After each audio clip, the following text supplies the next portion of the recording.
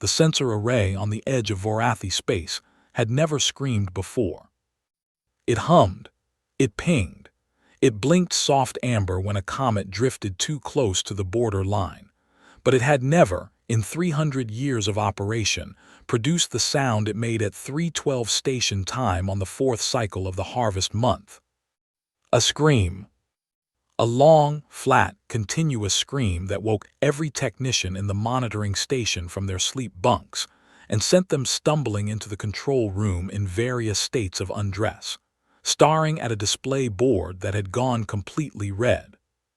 Station Commander Vethra pressed his secondary hands against his temples and stared at the screen. "Run the diagnostic," he said. Junior Technician Paul ran it. "Clean," Paul said. His voice was very small. "Run it again." "Commander." "Run it again, Paul." Paul ran it again. The board stayed red. Every border sensor from marker point 7 to marker point 19 was screaming at the same pitch, the same frequency, the same relentless, unbroken tone. That was a stretch of border nearly 40,000 kilometers wide. Something had crossed it, something large. Vethra looked at the tracking data. The object was not on any registry, not the Imperial Registry, which contained every known vessel operating within 100 light-years of Vorathi space, not the Neutral Registry, which tracked merchant ships and independent scouts, not the Threat Registry, which cataloged the known warships of every species the Empire had ever gone to war with. Not anywhere. The object existed in no database that the monitoring station could access. It was also moving at a speed that made Vethra's secondary stomach clench. "Get me a visual," he said. "Sensors aren't resolving a clean image at this range," said Technician Mar, who had arrived last and still had her uniform sealed wrong. "The object is producing interference, heavy interference. Our long-range cameras are getting—" She stopped. "Getting what, Mar?" "Noise," she said. "Just noise, like it's eating the signal." Vethra stood very still. Ships did not eat sensor signals. Ships reflected them. Ships absorbed some of the energy and bounced the rest back, and from that bounce you learned what you needed to know: hull composition, drive signature, mass heat bloom. Every ship in the known galaxy had a signature as readable as a name printed on a wall. This thing had no signature. It had a hole where a signature should be. "Distance to the nearest inhabited system?" Vethra asked. At current speed, Paul checked his screen. His hands were shaking slightly. 14 hours. "Current speed," Vethra repeated. "Not projected speed. Is it accelerating?" Silence. "Paul." "It accelerated twice since it crossed the border," Paul said. "Both times in short bursts. Then it went back to cruise. Commander, the burst speeds." He stopped again. "Say the number, Paul." Paul said the number. Vethra sat down. He did not mean to sit.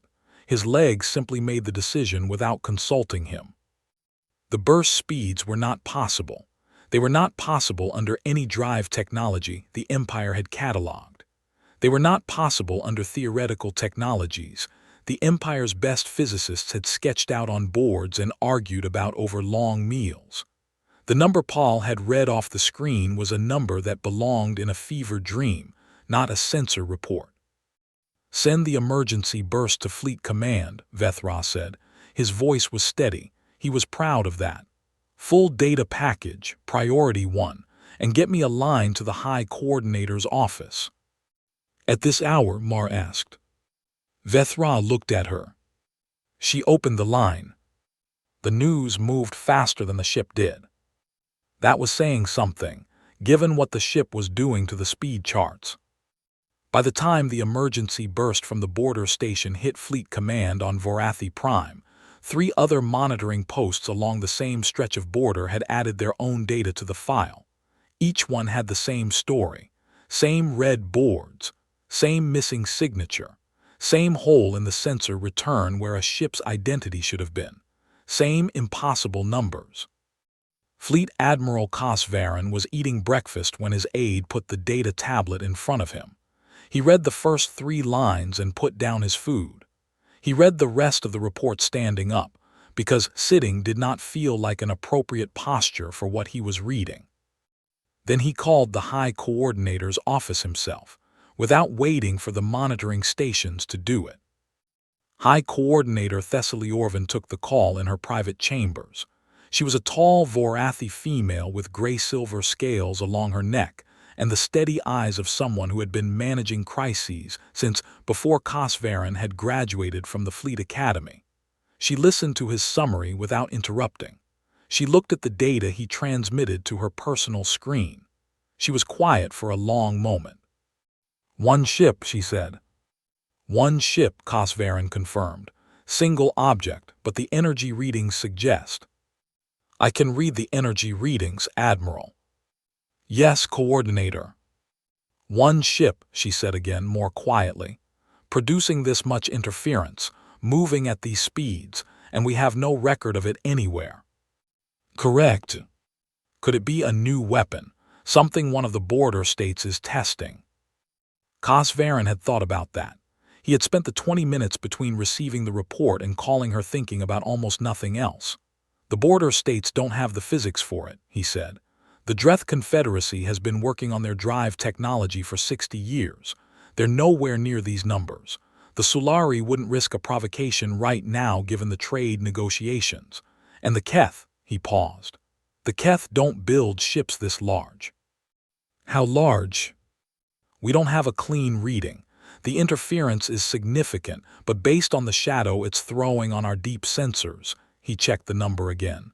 "Large, very large." Thessaly Orvin set down her cup. "Scramble a response fleet. Standard intercept formation. I want them moving within the hour." "Already ordered. Admiral Drain is assembling Third Fleet at the Varoth staging point."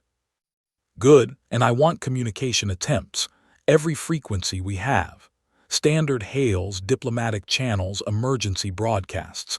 If this thing has a crew, I want to know who they are." "We've been broadcasting since the border station made contact. No response." The High Coordinator looked at her screen again. At the red track of the unidentified object moving through Imperial space like it had not noticed the border was there, or like it simply did not care. "No response," she repeated. "None." She was quiet again.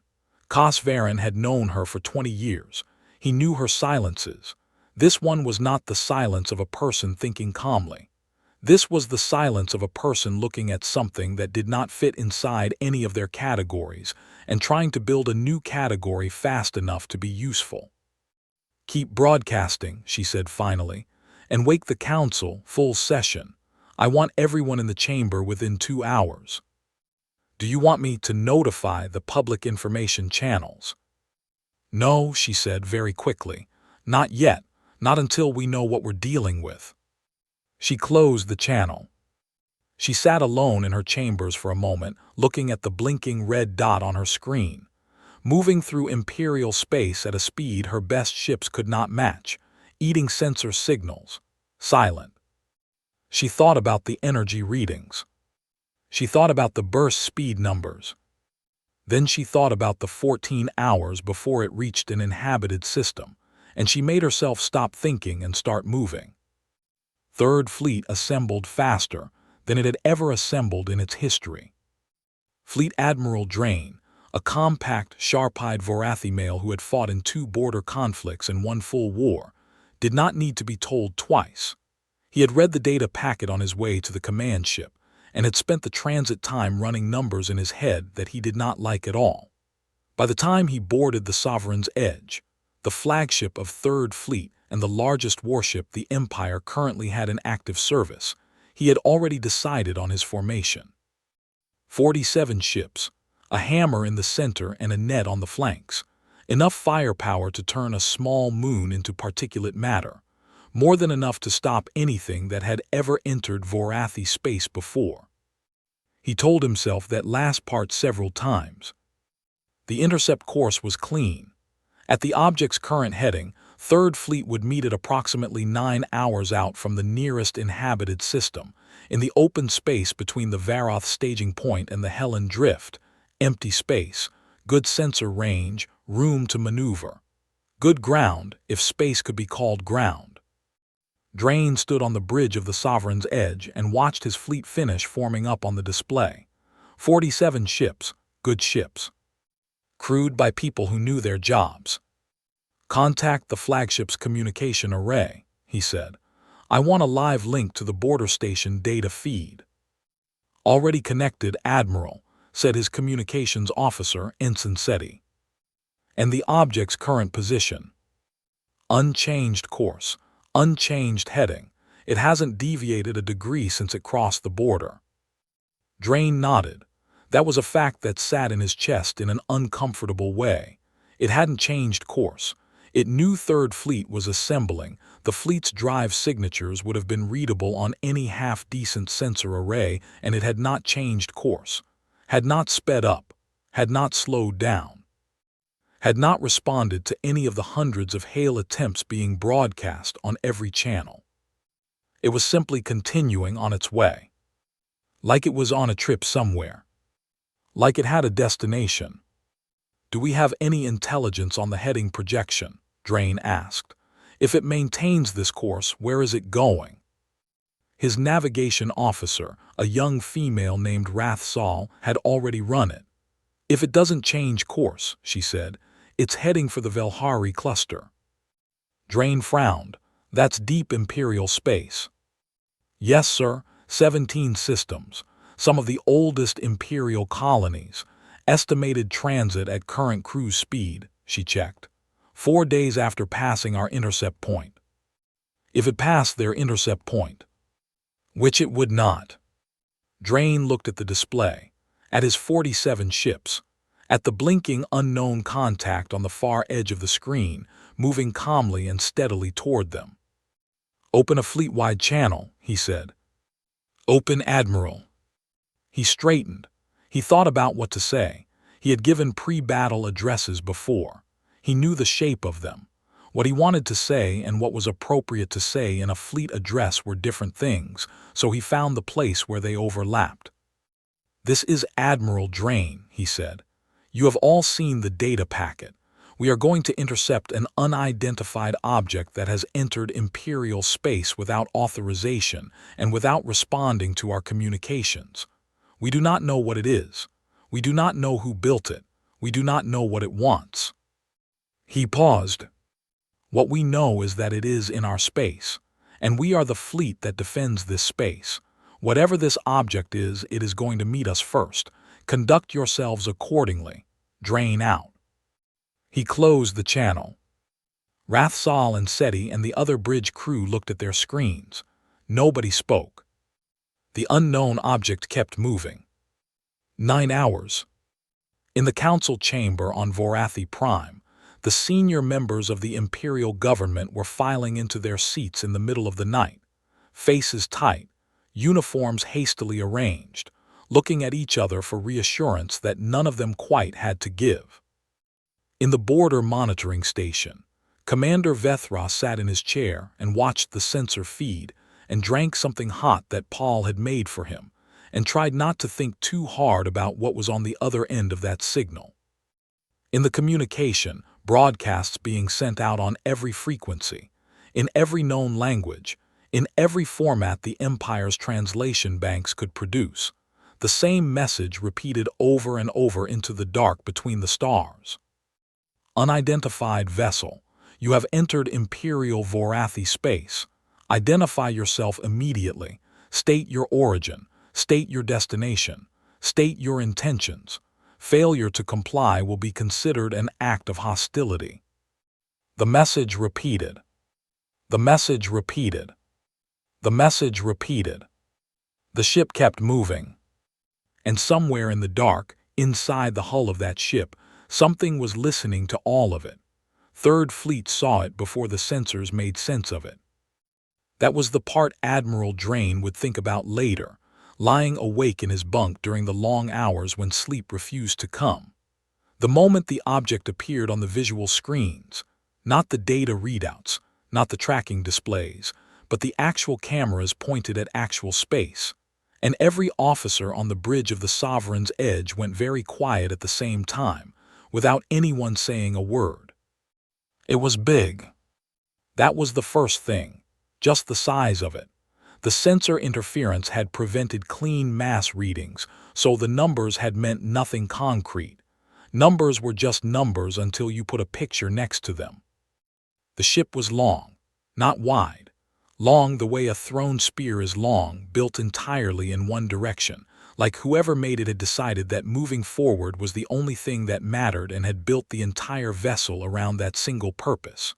Its hull was dark, not the flat black of painted metal but something deeper, something that seemed to pull light toward itself and keep it.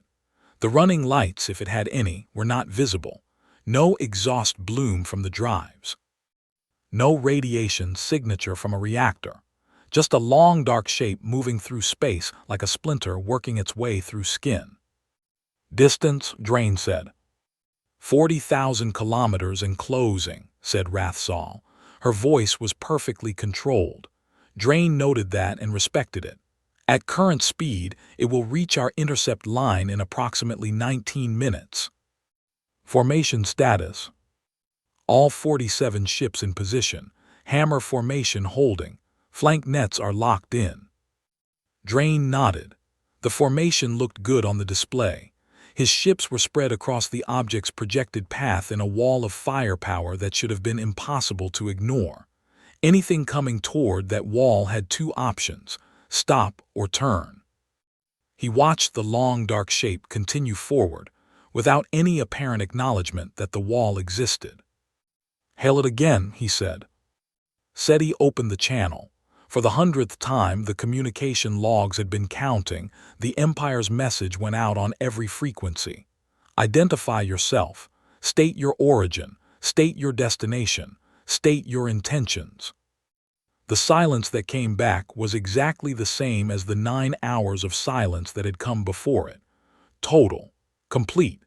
The kind of silence that stops feeling like absence and starts feeling like a statement. "No response," SETI said. Nobody was surprised. Drain pressed his hands flat on the railing in front of him. He was not a man who needed to touch things to think, but right now it helped to feel something solid. 13 minutes, Rathsal said. He made his decision. "All ships," he said into the fleet channel. "We are going to hold formation and allow the object to approach to 10,000 kilometers. If it has not slowed or changed course by that point, I will attempt direct visual contact using emergency signal lights. If there is still no response, we will fire a warning spread single pass low yield across its bow. We are not trying to destroy it. We are trying to make it understand we are here." He paused. "It is going to understand we are here." The fleet acknowledged. They waited. The long dark shape kept coming. 10,000 kilometers. Drain triggered the emergency signal lights himself. The Sovereign's Edge strobed in the standard Imperial emergency pattern: 3 long, 3 short, 3 long, a pattern that every spacefaring species in the known galaxy had been taught to recognize as a request to hold position. The dark ship did not hold position. It did not accelerate. It did not turn. It maintained its speed with the indifference of a river maintaining its course around a rock. "Warning spread," Drain said. "Fire." 12 ships in the hammer formation released their bow cannons simultaneously. Low yield, a fraction of combat output, the kind of shot that would barely scratch a combat-rated hull. But in space, in the dark, 12 cannon blasts in a tight spread were impossible to miss. They lit up the black between the fleets like lightning, crossing the object's path close enough that any sensor array worth operating would have read the energy wash. The dark ship flew through the dissipating edge of the spread without slowing. Drain stared. It had flown through, not around, through the residual energy wash of 12 cannon blasts, and it had not even wobbled. There was no course correction, no evasion. Just the same straight line, the same steady speed, like his warning shots were something that had happened to empty space rather than to it. "Hull readings," he said. His science officer, Commander Haleth, checked his board. No impact readings, Haleth said. The blasts hit the energy field around the hull and he stopped. He looked at his board again. Admiral, the field absorbed the shots, all 12. The hull itself registered nothing. Nobody on the bridge spoke. 5,000 kilometers. Admiral, that was SETI, and his voice had shifted. Not unprofessional, but shifted. I'm picking up something on the communication array. It's not a response to our hails. It's a signal. Different frequency. Origin point is the unknown vessel. Put it through. What came through the speakers was not language. Not any language Drain knew. Which meant nothing. The Empire's translator banks held over 400 cataloged languages and 200 more in partial states of translation. But the translator banks were already running on the signal, and they were turning up nothing. Not a partial match. Not a structural similarity to anything on record. The signal had rhythm and pattern, which meant it was probably language, but it was language that had come from somewhere outside every catalog the Empire had ever built. Can we translate it? Drain said. Not in real time, said the translation specialist, a quiet officer named Vane who rarely spoke during battle situations. It would take, she shook her head, months, maybe longer. The base structure is completely unlike anything in the bank. The signal continued for 11 seconds. Then it stopped. Then the dark ship did something. It slowed down. Not much, not a full stop, but it shed speed measurably, clearly on every sensor in the fleet, and for 1 second Drain thought his warning shots had finally worked, that the show of force had finally registered, that whatever was inside that hull had decided to acknowledge them.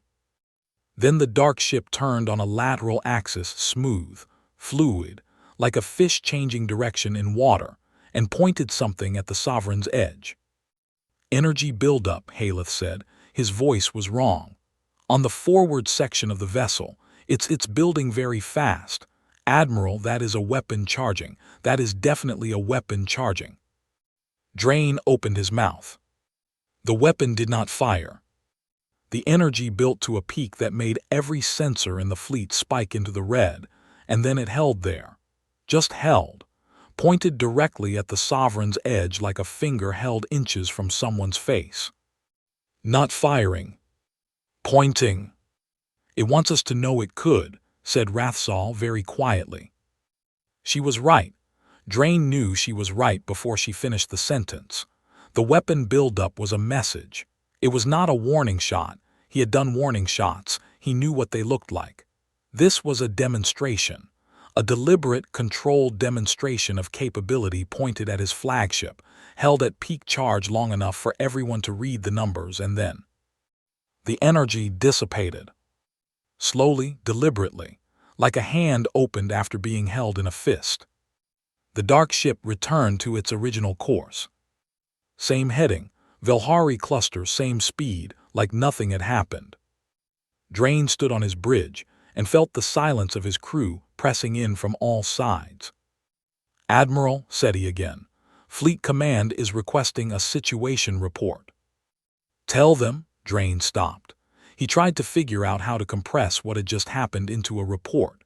The dark ship had ignored them, had flown through their warning shots without damage, had demonstrated a weapon powerful enough to spike every sensor in a 47-ship fleet, had then turned off the weapon and resumed course. Tell them the object is continuing on its original heading, he said. Tell them it has not responded to communication. Tell them our warning shots had no effect. And tell them, he took one breath, tell them the object is armed in ways we cannot measure, and it showed us that on purpose. Yes, sir. And tell them I need orders, because I am not going to fire on that ship. Haleth looked up from his board. Admiral. What would be the point? Drain said. He was not asking for opinions. He was stating the calculation out loud. If our low-yield spread didn't scratch it, what does a full combat volley do? We find out. We find out what happens when we make something that powerful angry. He shook his head. We don't have enough information. We don't engage without information. He watched the dark ship on his screen, moving away from his fleet now, having passed through their intercept line like they were smoke. "Keep formation and shadow it," he said. "Don't close, don't fire, just follow it. I want every sensor we have pointed at it every second." Third Fleet turned to follow the long dark shape deeper into Imperial space. In the council chamber on Vorathi Prime, the room that had been called into emergency session in the middle of the night had been meeting for 4 hours. The light through the high windows had changed from black to the deep gray blue of early morning, and nobody had gone home.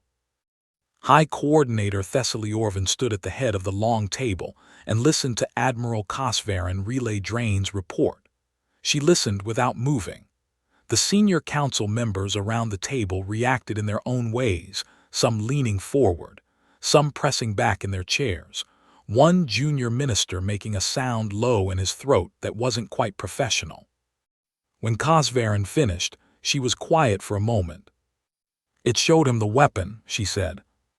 "Yes." "It didn't fire." "No." "It showed him the weapon," she said again, differently this time, like she was testing the shape of the idea in her mouth. "It demonstrated capability and then stood down, and then it continued on its way." "That is the Admiral's assessment, yes." Council Member Orath, the oldest person in the room and the head of the Imperial Intelligence Division, leaned forward. He had white-silver scales and eyes that had been in difficult rooms longer than most people had been alive. "That is a communication," he said. "Whatever else it is, that is a communication. It is not attacking, but it is also not submitting. It is saying, I see you. I know what you are. I am not stopping." "That is one interpretation," said Council Member Drea from the Military Affairs seat. She was young for her position and had been trying all morning to make her voice carry the weight of certainty. "Another interpretation is that it fired a test shot to measure our hull response, and we're calling it a demonstration to make ourselves feel better." "If it was a test shot," Orath said, without looking at her, "it did not need to hold the charge for 6 seconds after peak buildup. That was not a test. That was a statement." The room was quiet. "The question," Thessaly Orvin said, "is what to do with a statement we cannot answer. We cannot translate the signal it sent. We cannot match its speed. We cannot damage its hull." She looked around the table. "What options do we have that don't involve doing something that makes it decide to stop being patient?" Nobody had a fast answer for that. "We need more ships," Drea said finally. "Enough that even if our weapons aren't individually effective." "Numbers won't cover this gap," Cosvarin said flatly. "You read the energy figures from that weapon charge. You run the math." Drea ran the math. She stopped talking about numbers. "What about a civilian evacuation?" asked Council Member Teth, who handled population affairs. "The Velhari cluster, if that's genuinely its destination." "Evacuating 17 systems takes months," said Thessaly Orvin. "We have days." She looked at the tracker on the wall screen, the blinking dot, moving steadily, followed now by Third Fleet's 47 ships that had accomplished nothing. "And we don't know it's the destination. We don't know anything." The room felt the weight of that last sentence. She straightened. There was a thing leaders did in impossible rooms, a particular way of standing that said we are moving forward even when the path was not visible. She had done it before. "I want every translation team in the Empire working on that signal," she said. "I want our best physicists reviewing the sensor data from Third Fleet, every reading, every anomaly. I want intelligence running every hypothesis, no matter how strange. And I want a communications specialist standing by on Third Fleet's flagship 24 hours a day." She paused. "It spoke once. It may speak again. When it does, I want someone ready to listen." "And if it doesn't?" Orath asked. Thessaly Orvin looked at the blinking dot on the screen. "Then we find another way to ask," she said.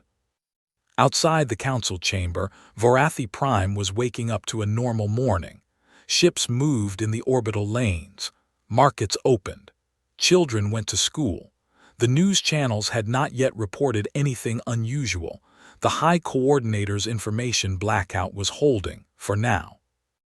On the edge of Empire space, 39 hours from the heart of the Velhari cluster, the long dark ship continued on its way. Patient, silent, unhurried, like something that had been moving for a very long time and had simply decided that today it was going to move through here. The information blackout lasted exactly 22 hours.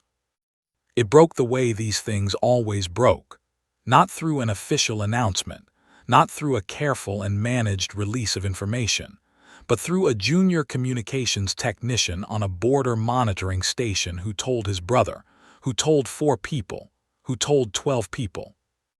And by the time Thessaly Orvan's information office realized the story was loose, it had already reached 3 major news distribution networks and was sitting at the top of every public feed on Vorathi Prime with a headline that said, "Unknown ship in Imperial space, fleet response fails." The headline was not entirely accurate. It was accurate enough. Thessaly Orvan read the headline at her desk, set down the report she had been holding, and said one word that her aide pretended not to hear. Then she called the information office and told them to prepare a public statement, because the choice was no longer between telling people and not telling people. The choice was now between the Empire's version and everyone else's version. She wrote the statement herself. It was careful. It was measured. It used phrases like unidentified vessel under observation and ongoing diplomatic contact attempts, and no immediate threat to civilian populations. It did not use phrases like our weapons had no effect, or we cannot translate their language, or we have been following it for 20 hours, and it has not acknowledged us once. She approved the statement and released it. The public reaction was immediate and not calm. In the city of Tethvara on Vorathi Prime, which was the largest city on the planet and therefore the best possible place to observe a population receiving bad news all at once, the morning went sideways in approximately 40 minutes. Markets swung, not crashed, swung. Up, then down, then sideways, as traders tried to decide what an unidentified ship of unknown origin and unknown intent moving through imperial space meant for commodity prices. The answer, it turned out, was that nobody knew, and not knowing made the numbers do strange things. Schools opened, and then parents started pulling children out of schools, even though the ship was 38 hours away from the Velhari cluster and Tethvara was not in the Velhari cluster. The distance did not seem to matter. The pulling out of school's impulse was not a rational calculation. It was just what people did when the news was large and the information was small. The communication networks flooded. Not just personal calls, official channels, military inquiry lines, local government offices, the High Coordinator's public contact system. Every person who had a question they wanted answered by someone with authority was asking it simultaneously.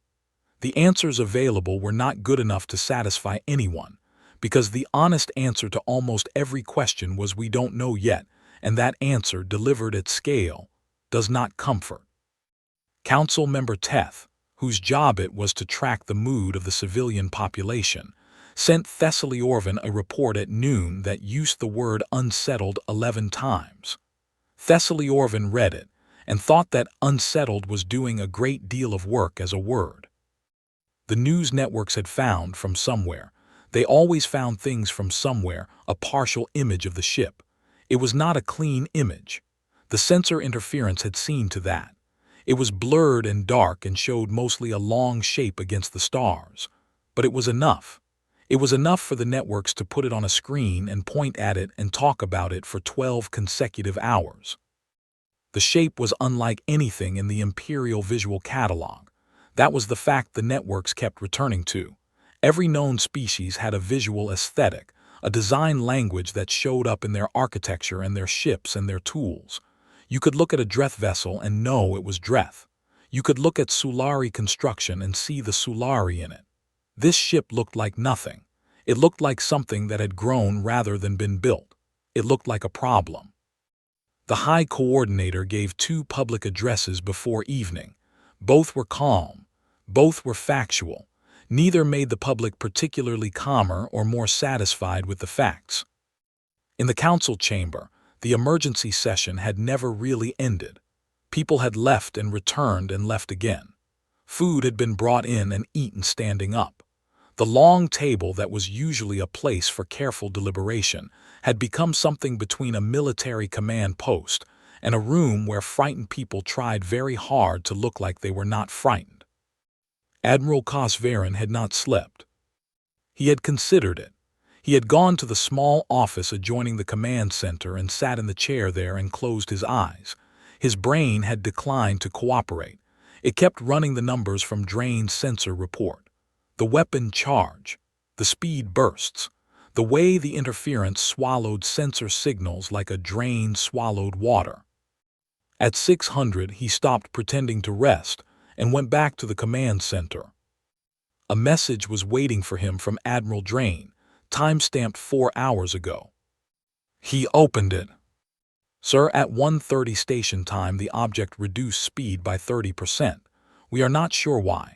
The reduction was smooth and deliberate. It has maintained this reduced speed for the past 4 hours. No change in heading. No communication. I want to note that 30% reduction still puts it well beyond our best chase speed. We are following at maximum sustainable drive. If it decides to accelerate again, we will lose visual contact within minutes. Request guidance on whether to maintain pursuit if contact is lost or hold current position. Also, at 2:15, one of our science officers noticed that the object appears to be scanning.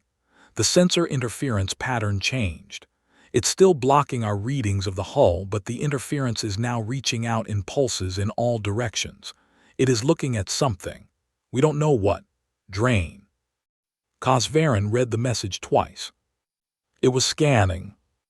He had been in the fleet for 31 years. He had intercepted vessels. He had chased vessels. He had been chased. He knew what a ship looked like when it was running, when it was fighting, when it was waiting. He had never seen a ship in the middle of an intercept situation stop to scan its surroundings. That was not combat behavior. That was not even evasion behavior. That was curiosity. He sat with that word for a moment. It was a strange word to apply to something that had demonstrated enough firepower to make his best admiral stand down. But it was the right word. He sent a reply to Drain: maintain pursuit. Do not lose contact.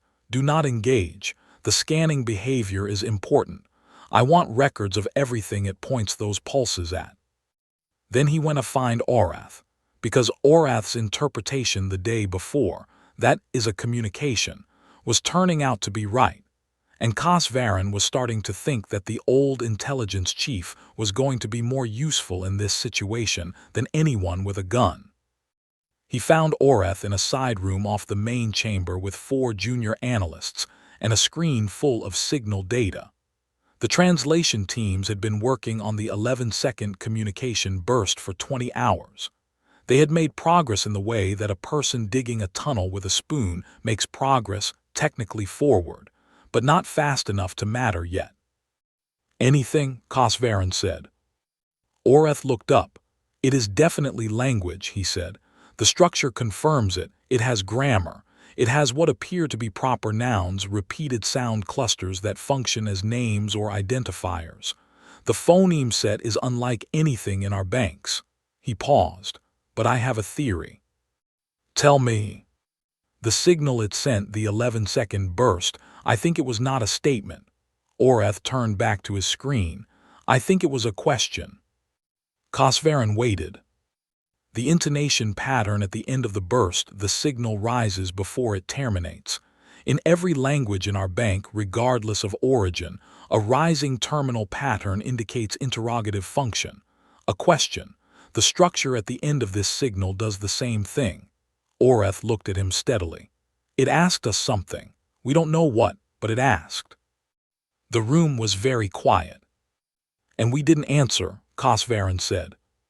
We answered with cannon fire, Orath said, not accusing, just statting, which may explain why it has not spoken again.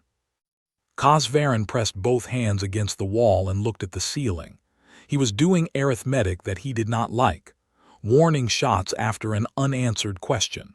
From the ship's perspective, whatever was inside it, the sequence of events was: enter space, ask a question, receive weapons fire. That was not a sequence that encouraged further conversation. If it asked a question, he said, what are the chances it's still waiting for an answer? Oreth considered this with the deliberate care of someone who knew the question mattered. If whatever is inside that ship is patient, he said, possibly good. The fact that it slowed down is interesting.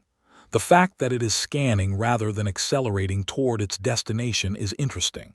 It is not acting like something that has given up on us. It is acting like something that is still watching. Then we need to answer it. We need to figure out what it asked first. How long? Oreth looked at his analysts. The analysts looked at each other. One of them, a very young female who had been going through the signal data with red eyes and a posture that suggested she had been sitting in that chair since the previous day, said, at current progress, 40 hours. Maybe 35 if we get a structural breakthrough. We have 39 hours before it reaches the Velhari cluster, Cosvarin said. Nobody said anything. Work faster, he said, and went to brief the High Coordinator. On the bridge of the Sovereign's Edge, Admiral Drain was doing something he had not expected to spend an intercept mission doing. He was watching. The dark ship moved ahead of Third Fleet at its reduced speed, and every sensor that wasn't blocked by interference was pointed at it, recording everything it did. The scanning pulses that his science officer had noticed were now clearly visible on the equipment, regular rhythmic bursts going out from the vessel in expanding rings, reading everything in the area. They passed through Third Fleet's ships without apparent effect. They were not weapons. They were just eyes. Big, thorough, unhurried eyes. What is it looking at? Drain asked Commander Haleth for the third time that morning. Everything, Haleth said, for the third time. It's doing a full survey of the area. Stars, gravitational fields, radiation backgrounds, mineral content of the asteroid belt we passed an hour ago. It's building a picture of this region, a detailed one. It's mapping us, said Rathsal from navigation. It's mapping the region, Haleth corrected. Same thing, we're in the region. Drain looked at the dark shape on the visual screen. Mapping, scanning, moving at 30% below its previous speed. Not attacking, not fleeing, not answering, just looking at everything. His science officer had made a note in the mission log, and Drain had read it and not been sure what to do with it, so he had read it several more times. The note said, the scanning methodology used by the unknown vessel is systematic and thorough in a way that suggests scientific intent. The pulses are not random. They follow a logical survey pattern.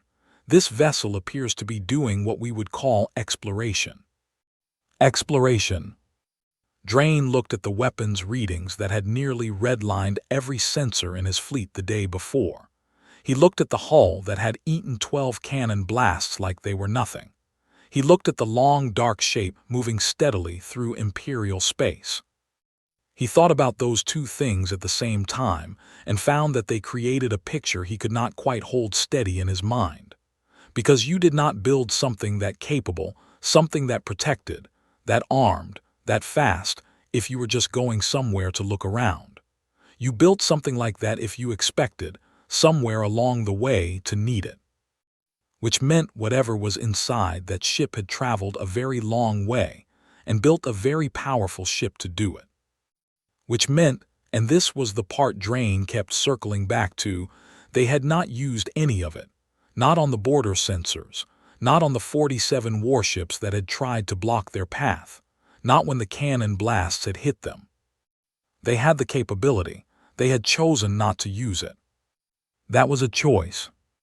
He was still thinking about what kind of mind made that choice when Seti's voice cut across his thoughts. Admiral, I'm reading a distress beacon. Drain turned, from one of ours. No, sir, Seti's hands were moving across his board. "It's a civilian transponder, short-range freighter, Imperial Registry. The signal is coming from—" He looked up. "It's coming from inside the asteroid belt we just passed. Vessel appears to have sustained drive failure. They've been broadcasting for—" He checked. "Sir, they've been broadcasting for 16 hours. 16 hours. Before the fleet had even reached this sector.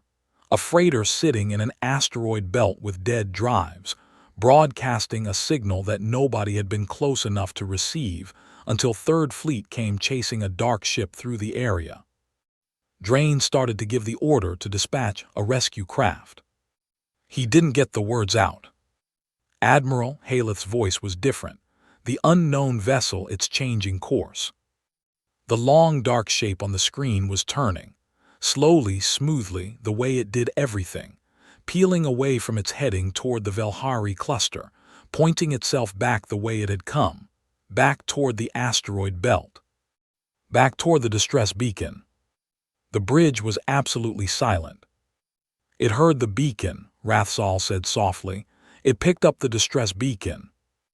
The dark ship, the ship that had flown through cannon fire and charged weapons powerful enough to read on sensors 40,000 kilometers away, was heading toward a stranded freighter at a pace that could only be described as gentle. Drain stood on his bridge and watched it go. He stood there for a long time.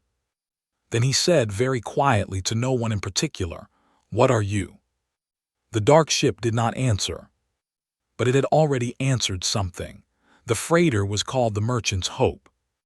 It was a small ship by any standard, a boxy, practical vessel built for moving cargo between the outer systems of the Velhari cluster, not for speed or beauty or anything else that wasn't loading capacity.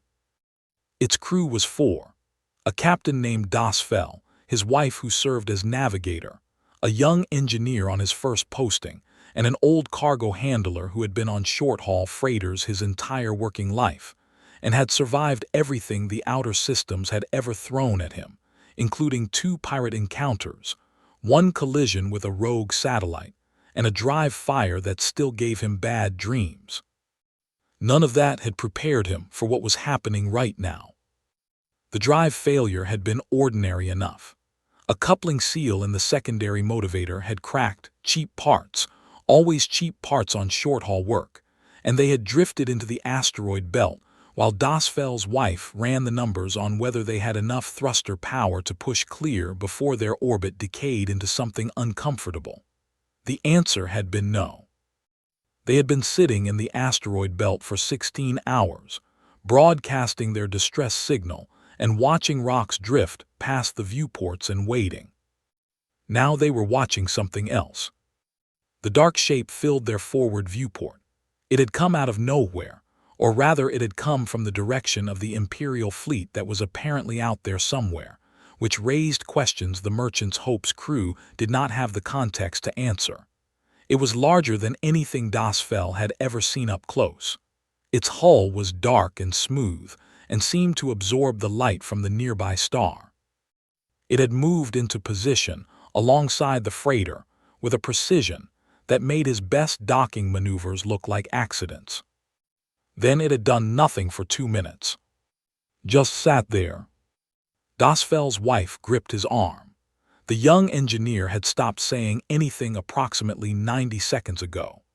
The old cargo handler was standing very still in the doorway of the bridge, looking at the viewport with an expression that had gone past fear into something calmer and stranger on the other side of fear.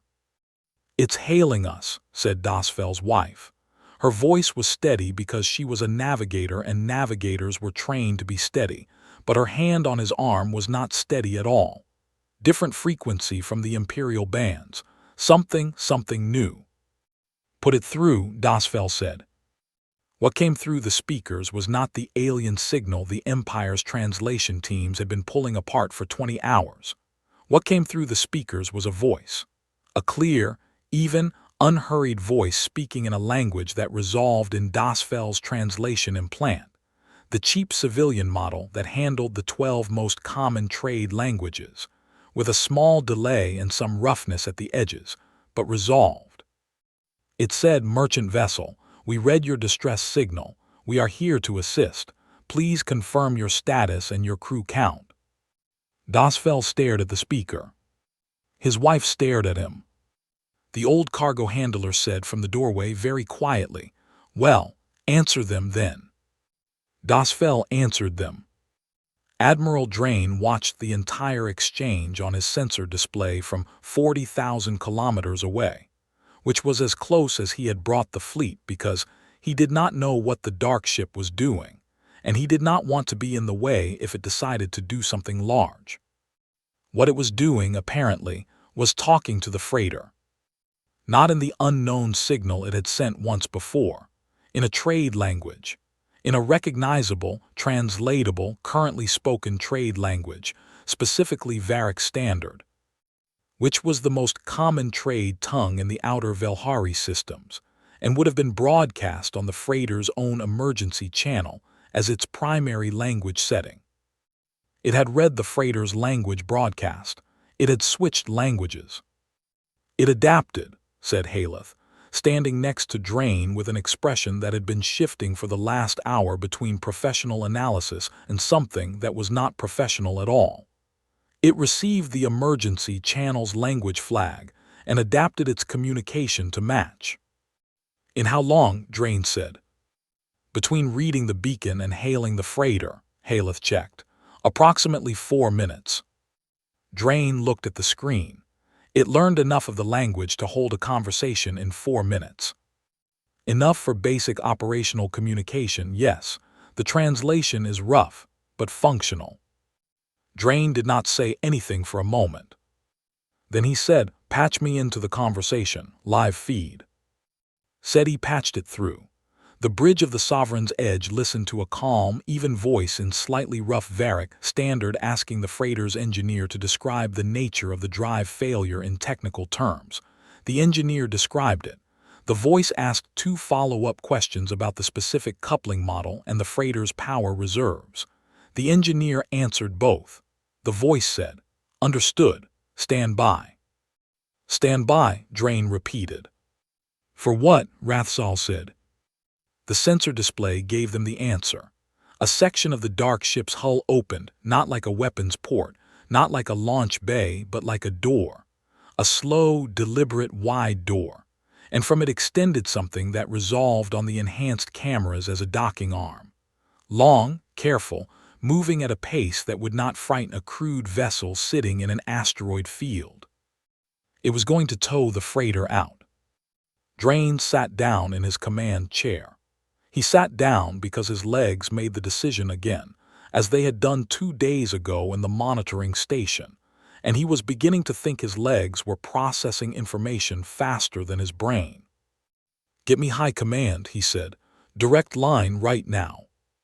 Cosvaran received Drain's transmission in the command center at the same moment that Oreth burst through the door of the main chamber with a data tablet in his hand, and an expression on his face that Cosvaran had never seen before. Oreth had been in intelligence for 40 years. Cosvaran had seen him receive news about wars, assassinations, ecological disasters, and the death of the Emperor's eldest son. He had never seen the old intelligence chief look like this. Like a person who had just understood something, and the understanding had rearranged him. "We have a translation," Oreth said. "The 11-second signal, we have it." The room went quiet. "The signal it sent when it first approached the fleet," Oreth said, looking at the tablet, then at Cosvaran, then at Thessaly Orvin, who had crossed the room in seconds. "The one we answered with warning shots. We know what it said." He read it. The council chamber was very still. Thessaly Orvin read the translation herself. Twice. She set the tablet down on the nearest surface and did not pick it up again. "That is what it said," she repeated. "Yes," Oreth said. "That is all it said. That is the complete message, yes." She turned to the wall screen where the tracking display still showed the dark ship's position near the asteroid belt, the docking arm extended toward a tiny freighter. She looked at it for a long time. The message the ship had sent, the question that had come before the warning shots, Before 2 days of imperial panic and fleet deployment and emergency council sessions, and public broadcasts and unanswered hails, was 11 seconds long, and it said, "We appear to have crossed into your territory by mistake. We did not mean to cause alarm. Can you tell us where we are?" They were lost. That was the fact that the council chamber sat with for the next 20 minutes, while nobody could quite bring themselves to speak at normal volume. The ship that had shut down every sensor array on the border. The ship that had flown through 12 cannon blasts. The ship that had charged a weapon powerful enough to spike Third Fleet's sensor grid into the red. The ship that had sent the entire Galactic Empire into an emergency that had been running for 48 hours and had nearly caused a public panic across 17 star systems. It had taken a wrong turn. "How?" said Council Member Drea, and did not finish the sentence. "That is the question," Orath said. He was calmer now. The expression was still there, the rearranged expression, but he had placed calm over the top of it with the ease of long practice. "But I think the more immediate question is what we do next, because that ship is currently towing a stranded freighter out of an asteroid belt, and when it's done, it is going to want to talk to someone who can answer its question." Thessaly Orvin was already moving toward the communication station, at the far end of the room. "Get me Admiral Drain," she said. On the bridge of the Sovereign's Edge, things had changed. Not in the tactical situation. The dark ship was still out there, still doing things with its sensor arrays that Third Fleet could not match, still capable of feats of speed and endurance that Drain's best ships could not approach. None of that had changed. What had changed was the way his bridge crew was breathing. They had been breathing like people waiting for something terrible for 48 hours. That particular tight, controlled breath that people use when they are trying to take up less space in the universe. Now they were breathing differently. Drain could not have described the difference exactly, but it was there, and it mattered. The docking arm had guided the freighter clear of the asteroid belt in 23 minutes. Clean work, smooth and careful, the kind of work that took skill and patience, and an interest in not damaging the vessel being helped. The dark ship had released the freighter into a stable position in open space and retracted its arm and then waited. "It's hailing us," he said. "Not just the freighter, the fleet." Drain straightened in his chair. "Put it through." The voice was different from the one that had spoken to the freighter. Still even, still unhurried, still in Varric standard with the same slight roughness, but different, a different person. "Imperial fleet vessels," the voice said. "We've been trying to reach you for 2 days, and we're aware that most of those attempts didn't work very well. We apologize for crossing your border without permission. We genuinely did not know it was your border. Our charts for this region are incomplete. We would like to talk. We would like to do that somewhere that isn't a standoff, if that's possible. We have some questions, and we're guessing you do too." Drain looked at his crew. His crew looked at him. "This is Admiral Drain of the Imperial Third Fleet," he said carefully. "Identify yourself, your species, your origin, your vessel's designation and purpose."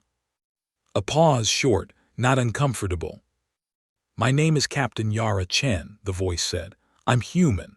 Our vessel is the Endurance Exploration class out of the Sol system, which I'm realizing means nothing to you right now, and that's part of the problem we need to talk about." Another short pause. "We're explorers. We've been out for about 3 years. We're a long way from home, and honestly we got a bit turned around in the last sector. Your space is, well, it's bigger than we thought." Drain stared at the speaker. "Human," he said. "Yes. We have no record of any species by that name." "That's going to be a theme of this conversation," the voice Captain Chen said, and there was something in the tone that Drain's translator could not quite identify. Not aggression, not apology, something that sat between them and tipped slightly toward amusement. "We don't have much record of you either. Like I said, charts are incomplete." "You crossed our border," Drain said. "Our sensors, our warning signals, our—" "I know, I'm sorry about that. We picked up signals, but we couldn't translate them fast enough to understand what they were telling us. And then when ships came at us, a pause. We took a defensive posture. That was probably alarming. We didn't fire. I want to be clear about that. We did not fire. You charged your weapon directly at my flagship. We showed you we had won, Chen said. The tone was calm, not apologetic exactly, direct. Because you fired at us first. We needed you to know that firing at us again wasn't going to end the way you were hopping. I don't think that was unfair. Drain opened his mouth. He closed it. He thought about that sequence of events from the other side, crossing into unknown space, unknown ships appearing and forming a wall, warning shots. A weapon charge held and then released. We needed you to know that firing at us again wasn't going to end the way you were hopping. He thought about the distress beacon, the docking arm, 23 minutes of careful, skilled towing work in an asteroid field. He picked up the line to High Command that was still open on his secondary screen. Sir, he said to Cosvaran, who was listening, I think we need the High Coordinator on this channel. Cosvaran's voice came back immediately. She's already here, Admiral. Thessaly Orvan's voice came on, calm, measured, the voice of a person who had been managing crises for a very long time and had just found one that was not, it turned out, as catastrophic as it had appeared. Captain Chen, she said, this is High Coordinator Thessaly Orvan of the Vorathi Imperial Council. I would like to propose that we meet, properly, in neutral space with small delegations without weapons systems active. The pause this time was longer. That sounds good to us, Captain Chen said. We've been trying to get someone to talk to us for 2 days. That would be a nice change. Another beat. And thank you for getting your ships close enough that we could pick up the language broadcast. That helped. We were starting to run out of good ideas. Drain looked at his screen, at the dark shape holding steady in open space, at the freighter sitting safely in clear orbit beside it. The ship that had eaten the Empire's sensor signals and walked through cannon fire and charged weapons that no admiral wanted pointed at him. Lost. A long way from home. Out of good ideas. He thought about what kind of species built something like the Endurance, and then sent it 3 years into the dark on incomplete charts. He was fairly sure he was going to find out. They picked a stretch of empty space between the asteroid belt and the Helgen drift, far enough from the Velhari cluster that the civilian population would not be watching from their windows, close enough that Third Fleet could reach it in under an hour if something went wrong. Nothing was going to go wrong. Drain was almost sure of that now. He was not entirely sure, because 2.5 days ago he had been almost sure about a great many things that had since turned out to be wrong, and he had learned something about the value of almost in the last 48 hours. But the voice on the channel had been steady and clear, and had talked about getting turned around in the last sector the way a person talked about missing a turning on a road they hadn't driven before. Not like a conqueror, not like a weapon. Like someone who needed directions. The shuttle that left the Endurance was small, nothing like the ship it came from. It was angular and practical, built in lines that were different from Imperial design, blunter, somehow less elegant, like everything on it had been chosen for usefulness over appearance. It carried 3 people. Drain sent his own shuttle from the Sovereign's Edge. He went himself. He brought Haleth and Vane, the translation specialist, because she had spent 30 hours on the signal, and he thought she had earned the right to be in the room when the source of it showed up in person. The shuttles matched position in empty space. The airlocks connected. Drain stood on his side and waited. The door opened. Captain Yara Chen was not what the Empire had expected. This was a problem with expectations in general. They were built from available data, and the available data on humans had been, until approximately 14 hours ago, non-existent. So the expectation had been built from the ship, from the sensor readings and the speed numbers and the weapon charge and the interference field, from 2.5 days of something enormous and silent and powerful moving through imperial space without asking permission. The expectation was something large, something armored, something that looked like what it was capable of. Yara Chen was of average height for her species, which turned out to be roughly equivalent to a young Vorathi female. She had dark skin and short hair and eyes that were a very dark brown and moved with a quick, taking everything in quality that reminded Drain, immediately and sharply, of Orath. The eyes of someone who collected information the way other people collected breath, continuously, automatically, without thinking about it. She wore a plain gray uniform with a small symbol on the chest that Vane later identified as the stylized image of a ship and a star. She had no visible weapons. She walked into the meeting space between the two airlocks and looked at Drain and his team with an expression that was open and direct, and carried in it, very clearly, the particular relief of someone who had been trying to have a conversation for 2.5 days and had finally found someone willing to have it. Behind her came two others. One was very tall, a male with pale skin and red hair, carrying a data tablet and looking at everything in the room with the same systematic interest as Chen, slightly more open about it, his head actually turning to follow each new detail. The other was shorter, older, with gray at the edges of her dark hair and a calm that seemed less like composure and more like bedrock. She was introduced as Dr. Osai, the Endurance's chief science officer. The tall one was First Officer Rains. Drain introduced himself and his team. They sat down in the small space between the airlocks, on seats that had been brought from both ships and arranged quickly and practically around a shared surface. It was not a grand diplomatic chamber. It was a narrow corridor dressed up to be one. Nobody seemed to mind. Chen spoke first. Before anything else, she said, through Vane's live translation, Chen had asked immediately about the translation process and had adjusted her pace to accommodate it without being asked. I want to say again that we are sorry for crossing your border and not responding to your signals. We picked up broadcasts, but we couldn't identify the language fast enough, and by the time we were working on it, she spread her hands flat on the table, an open gesture. Drain noted it. Events moved quickly. You could have stopped, Drain said. We didn't know stopping was what was being asked, Chen said.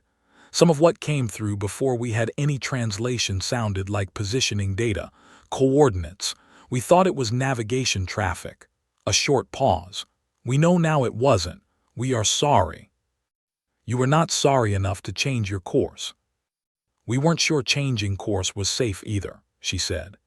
In unknown space with a fleet of ships we couldn't identify following us, staying on a straight line felt more honest than maneuvering. Maneuvering can look like a lot of things. Drain thought about that. He could not argue with the logic of it, which was mildly irritating. Tell me about your ship, he said. Chen told him. She told him clearly and without apparent concern for what the information would mean to the people hearing it, which was either confidence or openness, and Drain spent the first part of the explanation trying to decide which. The Endurance had been built 12 years ago in a construction yard orbiting the fourth planet of the Sol system. It was one of 7 vessels of its class. The class was called Pioneer. Each ship was built for long-range deep space exploration, journeys measured in years, into regions of space that humanity had not previously visited, for the purpose of mapping, cataloging, and making contact with whatever was out there. You built 7 of them, Haleth said. He was holding his data tablet, but he had stopped writing on it. Ships of this class. 7 in the Pioneer class, yes, said First Officer Rains, who had the easy manner of someone who spent a lot of time explaining things to people who had not expected the answer they were getting. There are other classes, different sizes, different purposes. The Pioneer class is the exploration line. How many ships does your species operate in total? Chen and Rains exchanged a brief look, not secretive, more like the look of two people checking whether they were remembering the same number. Registered deep space vessels as of when we left, Rains said. A little over 4,000. That's not counting short range and system traffic. The number sat in the room. Drain looked at it the way you looked at a large animal that had appeared in a small space, with the specific focus of someone trying to assess what it meant before deciding how to feel about it. 4,000, he said. Give or take, said Chen. And how many of those are armed to the level that the Endurance is armed? Chen's expression shifted slightly, not defensively, more thoughtfully, like she was considering how to answer accurately.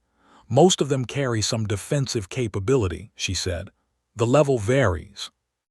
The Pioneer class carries heavier systems because they go further into unknown space, and they go in alone. We don't travel in fleets. You travel alone. Yes. Into unknown space. That's the job. Drain looked at her, at the Shipan star symbol on her chest, at the dark eyes that were watching him with the same steady quality they had carried since she walked through the airlock. He thought about the endurance, about the size of it, the speed of it, the weapon that had been held pointed at his flagship for 6 deliberate seconds. Built for one ship to go alone into unknown space. Why, he said. Chen looked back at him steadily. Because it's there, she said. The translation came through clean. Vane did not stumble on it. It was a simple sentence. It gave Drain no new data about drive technology or hull composition or weapons capability. It told him nothing about the Sol system's location or humanity's political structure or their military capability beyond the Endurance.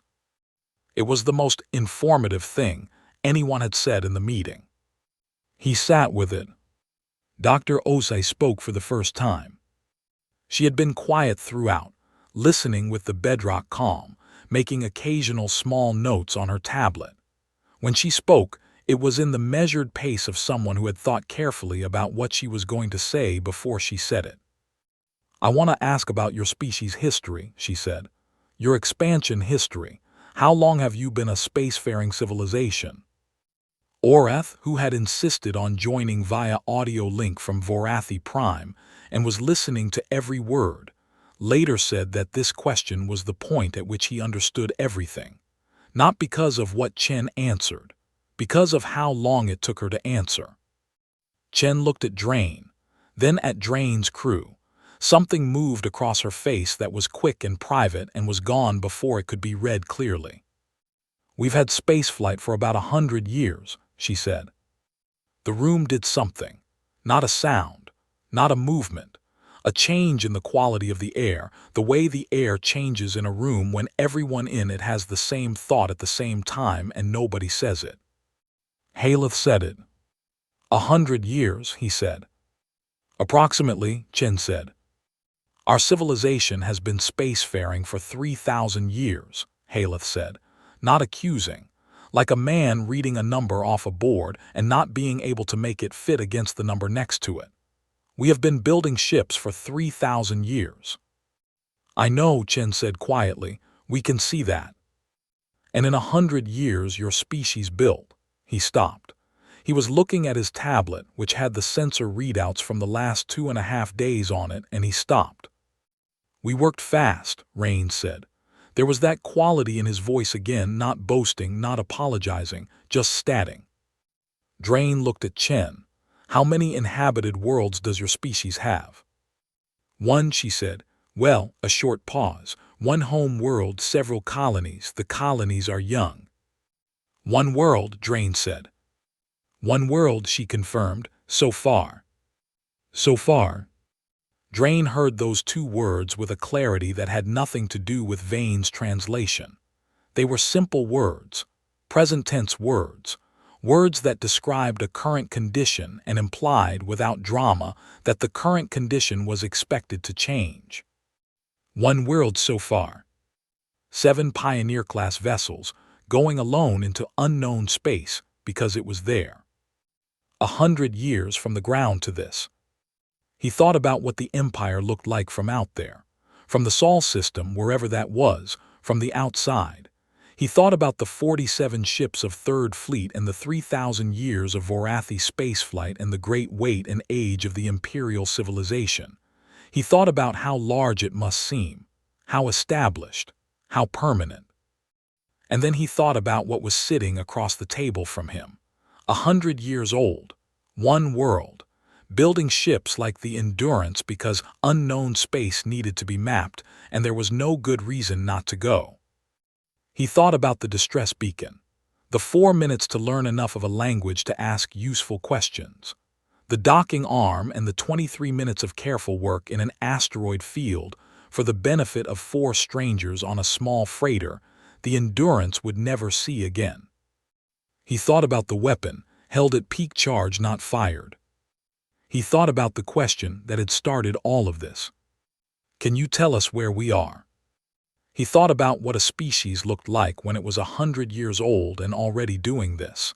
And then he tried to think about what it would look like in 500 years, in 1,000, in 3,000, the age the Vorathi Empire had reached, moving at the pace the Vorathi had moved.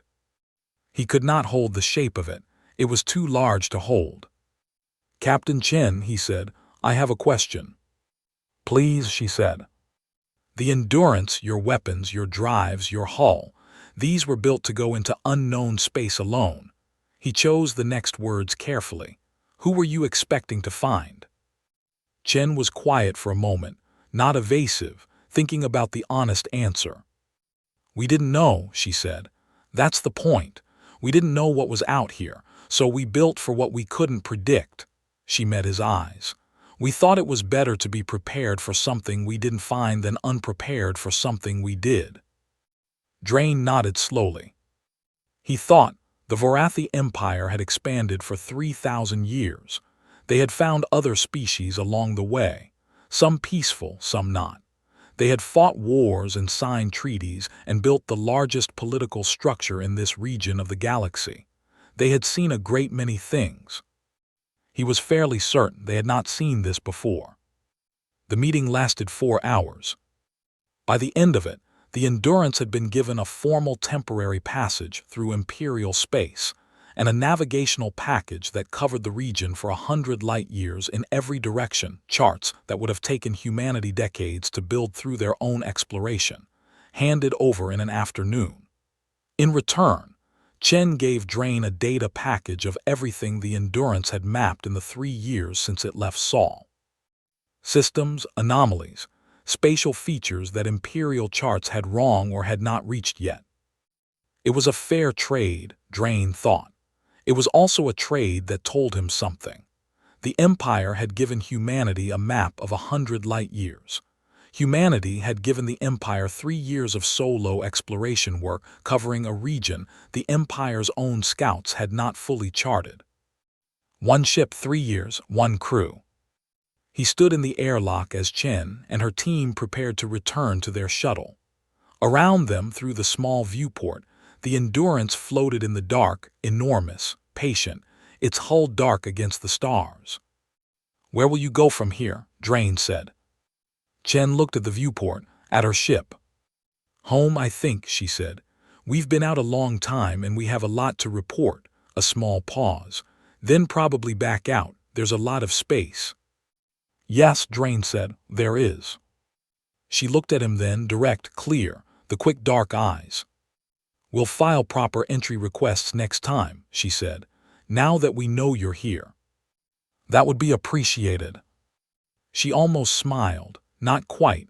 For what it's worth, your space is beautiful, the Helgen drift, the light off those gas clouds back by the border. She shook her head slightly. We took a lot of images. The people back home are going to love it. She offered her hand, a human gesture Vane had briefed him on during the meeting. He took it. Her grip was firm and brief. Then she went back to her ship. Drain stood at the viewport of the Sovereign's edge and watched the Endurance go. It did not leave at the burst speed it had demonstrated on arrival. It moved out at a reasonable pace, the kind of pace that said we are not in a hurry, we are not threatening, we are simply leaving now. It passed through the edge of the system and its drive engaged and it reached cruise speed in seconds, and then it was a point of light, and then it was not even that. Gone. He opened the channel to High Command. Thessaly Orvin was waiting. She had listened to the entire 4-hour meeting. He did not need to brief her.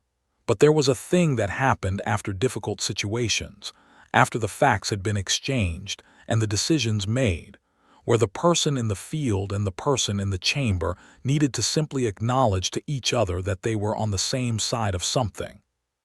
"Well," she said. "Well," he said. A moment of quiet. "One world," she said, 100 years. "Yes." "And they just," she stopped, started again.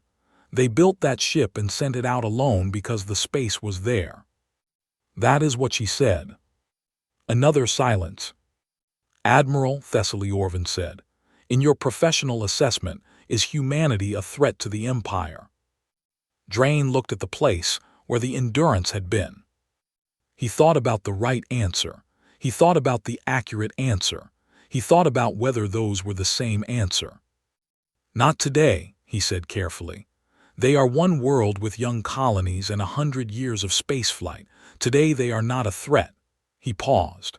"But I think the more important question, the one the Council should probably be discussing right now, is what we do about the fact that they exist at all." "What do you mean?" "I mean," Drain said slowly, "that we have been the largest thing in this region of the galaxy for 3,000 years. We have known what everything around us is.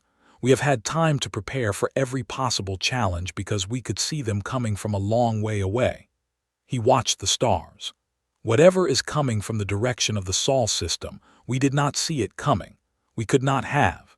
It built itself in 100 years while we were looking elsewhere.